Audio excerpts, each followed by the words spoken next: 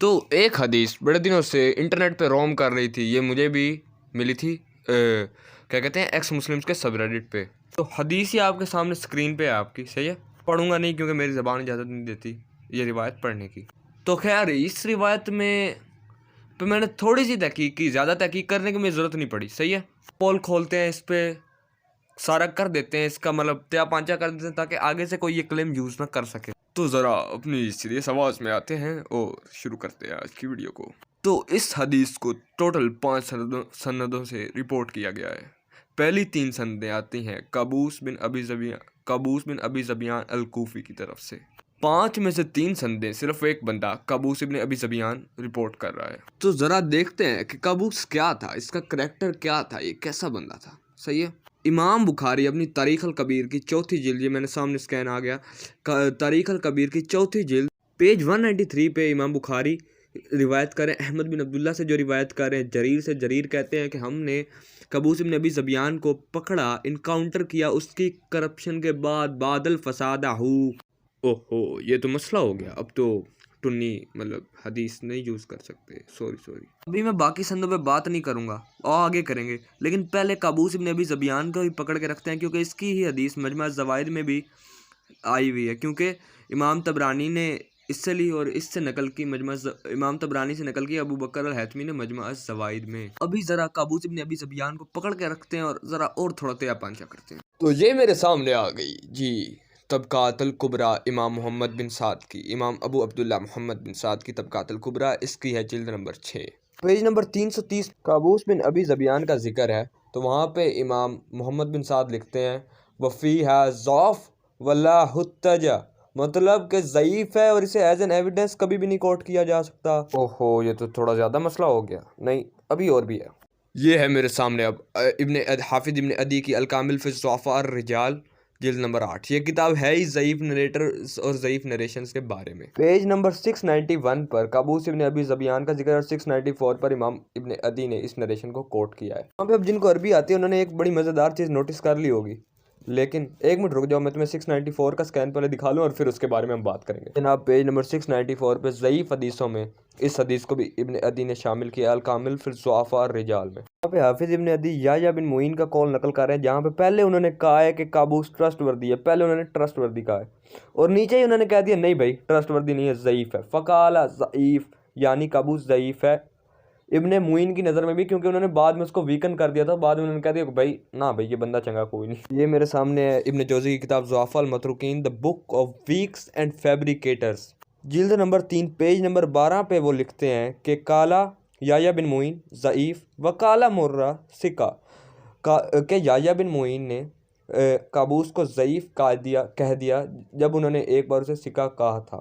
آگے امام ابو حاتم بھی کہتے ہیں کہ اس سے حدیث نہیں لی جانی چاہیے قابوس سے، اور اس کی حدیث ایز اے ایویڈنس کوٹ بھی نہیں کرنی چاہیے. آگے وکالہ نسائی لیس بالقوہ، امام نسائی نے کہا کہ یہ سٹرونگ نریٹر نہیں ہے. نیچے پڑھو، نیچے یحییٰ بن معین نے لکھا ہوا ہے، یحییٰ بن معین نے جو نچلا ہائی لائٹڈ پارٹ ہے اس میں لکھا ہوا ہے جب یحییٰ بن معین نے اسے ٹرسٹ وردی قرار دیا تھا قابوس کو، تب بھی وہ اس پہ سخت اسٹرکٹ رول سے اس کی حدیث کو چیک کیا کرتے تھے. نیچے اوپر ابن حبان کہہ رہے ہیں کہ یہ بندے کا نہ حافظہ اچھا تھا نہ اس کی میموری اچھی تھی، اور یہ ڈس پرووڈ باتیں کہ جو پروو ہی نہیں ہوئی ان پرووڈ باتیں کر دیتا تھا اپنے والد کی اتھارٹی پر. نیل الاوتار میں محمد بن علی الشوکانی بھی اسے ضعیف کہہ رہے ہیں. اوہو یہ تو سین غلط ہو گیا یار، ہیں طاہر مقدسی بھی سیم بات کر رہے ہیں، بور ہو گیا. تلخیص الحبیر میں امام حجر العسقلانی اس حدیث کے بارے میں کہتے ہیں کہ نسائی نے قابوس بن ابی ذبیان کو ضعیف کہا ہے، اور وہ اس کی کہتے ہیں کہ نیچے الغزالی نے اس حدیث کو انٹرپریٹ کیا، اگر کرنا بھی ہے تو اس طرح، اگر ماننا بھی ہے تو اس طرح. تو یہ میں ابھی سارا نہیں سمجھاؤں گا کیونکہ ویڈیو بہت لمبی ہو جائے گی. میں نے ڈیٹیل آرٹیکل اس ٹاپک پہ لکھا ہے، اس کا لنک نیچے ڈسکرپشن میں، وہاں سے جا کے پڑھ لینا. وہاں سے تم ریفرنس وغیرہ اور اسکینس وغیرہ کاپی پیسٹ آرام سے کر سکتے ہو ہائی کوالٹی میں.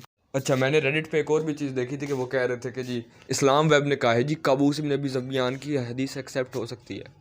پہلے تو اسلام ویب کی مطلب کچھ رہ نہیں جاتا، جتنے میں نے علماء کے کال آپ کو دکھا دیے ہیں، لیکن میں تمہیں اسلام ویب سے بھی دکھا دیتا ہوں. اسلام ویب کے فتویٰ کے مطابق یہ سامنے آ گیا. اوپر دیکھو لکھا ہوا ہے احادیث ضعیفہ و موضوعہ، یعنی ضعیف اور فیبریکیٹڈ حدیث. نیچے اس حدیث کو کوٹ کیا ہوا ہے اور قابوس بن ابی ذبیان کی سند کا بھی ذکر ہے اور لکھا ہوا ہے کہ امام ذہبی نے اس حدیث کو ضعیف کہا ہے اپنی میزان الاعتدال میں، اور انہوں نے کہا ہے کہ اختلاف ہو سکتا ہے ایک حدیث پہ علماء کا، اس میں کوئی بڑی بات نہیں ہے. تو آ جاتے ہیں دوسری سند پہ جو ہے محمد بن عبد الرحمن بن ابو لیلہ انصاری کی سند. امام نبوی کی خلاصہ الاحکام، اس کا ہے جز نمبر اول، پیج نمبر 138 پہ امام نبوی فرماتے ہیں کہ پہلی بات کہ یہ حدیث مرسل ہے، یعنی اس کی چین ٹوٹی ہوئی رسول اللہ تک نہیں پہنچتی. اور دوسری بات، اس میں ایک نریٹر ہے محمد بن عبد الرحمن بن ابی لیلہ انصاری، اس پہ تو علماء کا اجماع تھا کہ یہ ضعیف ہے، بالاجماع ضعیف ہے.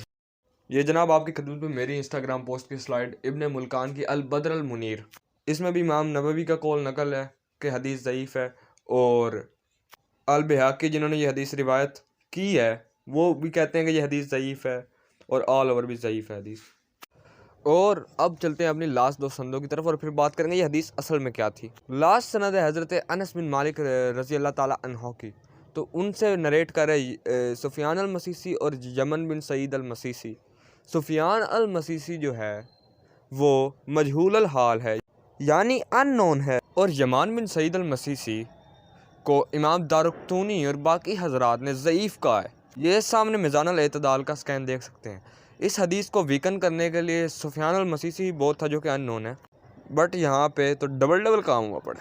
سیم لائک دس جو شیعہ سورسز میں بھی حدیث ہے وہ بھی ایک مجہول راوی ابو الحسن موسیٰ بن اسماعیل کے چین سے آتی ہے، اور وہ چین امام جعفر تک پہنچتی ہے، اس سے اوپر نہیں جاتی. حالانکہ امام جعفر کے اوپر بھی چین جانی چاہیے تھی ٹیکنیکلی، کیونکہ رسول اللہ کے دور کی بات ہے. تو یہ حدیث مقطوع اور ضعیف دونوں ہے. تو اب دیکھتے ہیں اوریجنل صحیح حدیث میں ہمارے پاس اس واقعے کا کیا سین ہے. تو مجمع الزوائد کے والیوم 9 میں امام حجر الہیثمی بتاتے ہیں کہ امام حسن علیہ السلام کے قمیض کو اٹھا کے ان کے پیٹ پہ رسول اللہ پیار کیا کرتے تھے، ان کے بطن پہ پیار کیا کرتے تھے، نہ کہ سطر پہ، جہاں پہ جیسا کہ اس حدیث میں بیان ہے. اور یہ حدیث کے تمام راوی حسن ہے، یا صحیح ہے اور حسن ہے.